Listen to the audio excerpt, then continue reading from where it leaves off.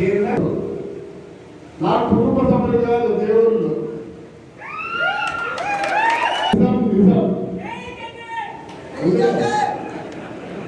ఎందుకు చెప్తున్నానంటే మా నాన్న 43 నుంచి రాజకీయంలో ఉన్నాడు.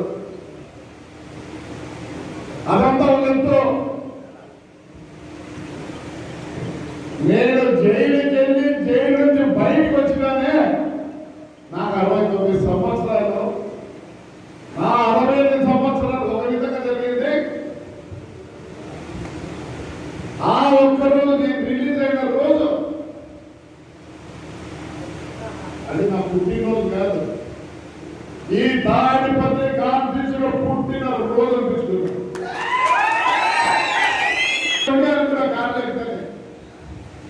అమ్మాయిలు ఉన్నారు, వారు ఉన్నారు, వీరు ఉన్నారు, ఎంతమందో ఉన్నారు. అంత గౌరవం ఎంత సౌకర్యం కూడా చిక్కదు. ఇది వాస్తవం వాస్తవం వాస్తవం. ఆ రోజు అనుకున్నా 69 సంవత్సరాలు ఇద్దరు బాగుంటారు. ఇంటికైతే కష్టపడాల్సిన అవసరం లేదు. నాకు ఏమి చేతనైతే ఏం చేత కాదు, కానీ మీ అందరి దగ్గర ఉండాలనుకుంటున్నాను. ప్రభాకర్ రెడ్డి అంటే మావాడు అనాలని కోరిక దాని తర్వాత పొప్పూరు మాకు పొప్పూరు ఉంటుంది. దాని పక్కన మీ 3 మండలాలు ఉన్నాయి.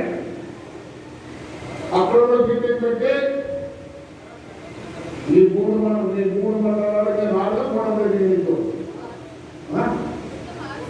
3 మండలం అయిపోయి ఇంకా 4 ఉన్నాయి. అందరి మీరు నువ్వెందుకు 4 ఉన్నాయి. ప్రమాణం చేద్దాం. కొద్దిగా ఈ పంట 2 నెలలకు ఒక రూపు కోసం పంట మొత్తం కాన్స్టిట్యూన్సీలో మండలం 4-5 వేల మందిని పిలిపించి ప్రమాణం కలుపుతున్నాం. ఇంకా కొన్ని ఉన్నాయి. ఏమన్నాడు మనకు మన యూత్ ప్రెసిడెంట్ మనకి ఇచ్చినారు. ఇంకొక 2 పోస్టులు అడిగినా వస్తే చంద్రబాబు నాయుడు గారిని అఖండంగా పిలిపించి 10,000 మందితో అనంతపూర్లో మీటింగ్ పెట్టి 7 మండలాల్లో ప్రతి పల్లె టచ్ చేసుకుంటా 50-60 కాళ్ళతో ప్రతి కాన్స్టిట్యూన్సీ తిరుగుతాం. పవన్ ఉన్నాడు, అశ్విత్ ఉన్నాడు, ఇన్ఛార్జి. పదవి రాకపోయినా నా మీద చంద్రబాబు నాయుడు కంప్లైంట్ చేసినా, ఇంకా ఎవరికైనా కంప్లైంట్ చేసినా, నన్ను దాంట్లో పార్టీ నుండి సస్పెండ్ చేసిన, ఎన్టీఆర్ స్థాపించిన తెలుగుదేశం కోసము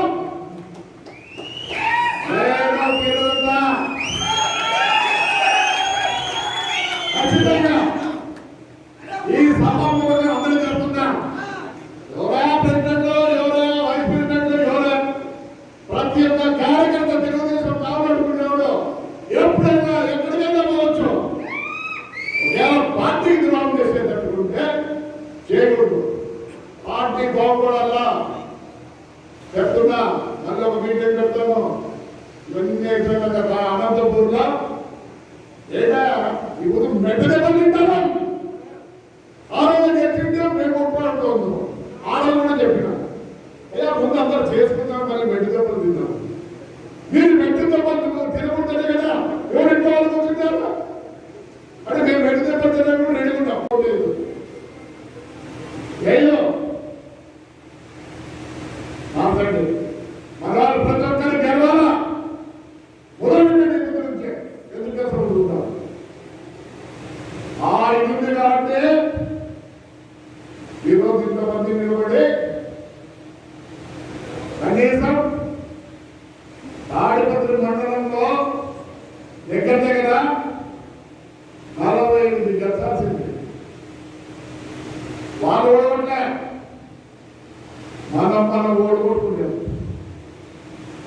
వాస్తవం జరుగుతుందా?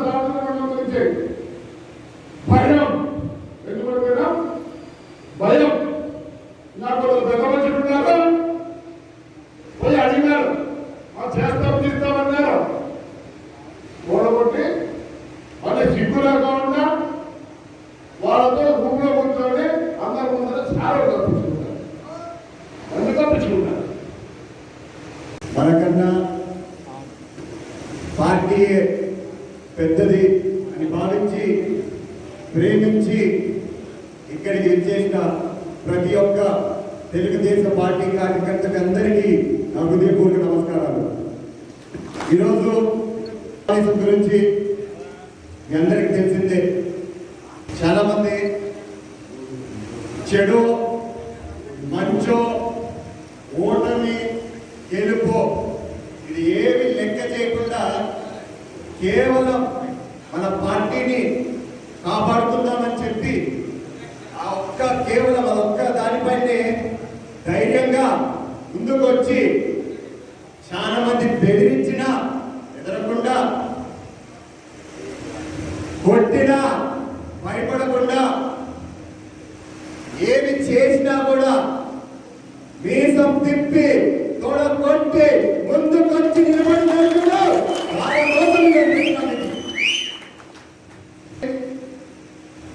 చాలా మంది నిలుచుకుంటారు.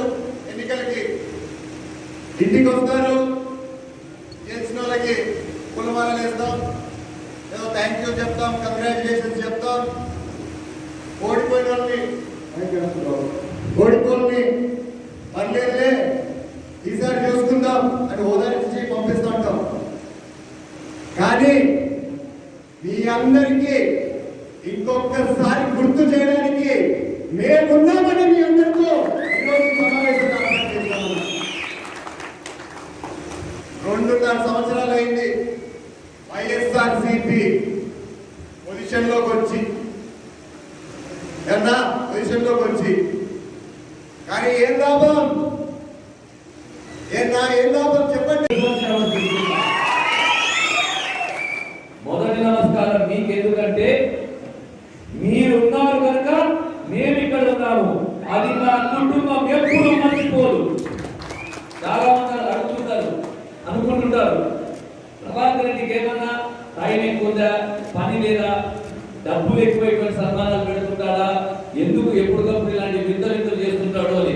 దాని సమాధానము ఆయన టైం లేదు.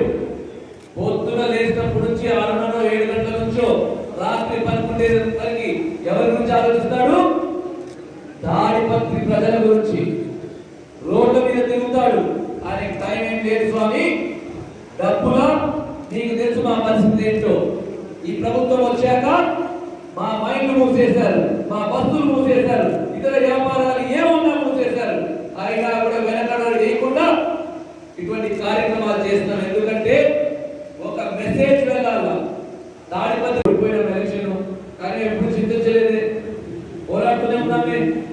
ఈ మధ్యలోనే ఉన్నాదా పోరాడాము, ఓడిపోయాము, మనకి ఎందుకు అనుకుంటే వీలు పడదు. నేను మళ్ళీ చేసింది మీ అందరూ కూడా మీరు వీళ్ళనే క్యాండిడేట్ గా పెట్టాలి. ఎందుకంటే వాళ్ళు ఇప్పుడే పోరాడాలంటే ఖచ్చితంగా